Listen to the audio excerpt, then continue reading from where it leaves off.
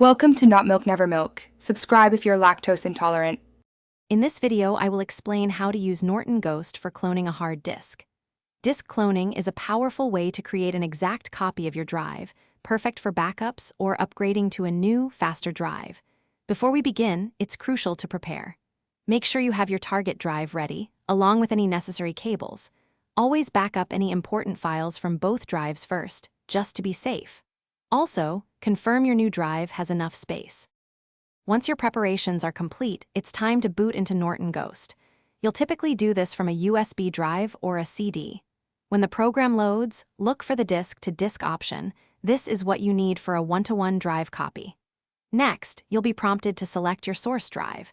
Be very careful here to pick the correct one. Then, choose your destination drive, which is where the clone will be created.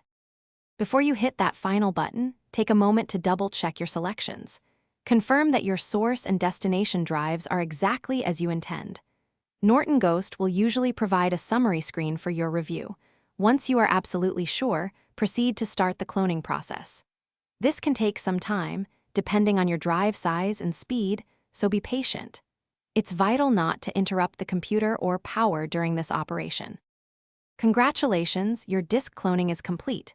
Now, if you plan to use the cloned drive as your main system drive, you might want to remove the original source drive. Next, boot your computer from the newly cloned drive. It's important to thoroughly test everything. Open your applications, check your files, and ensure all data is intact and working perfectly.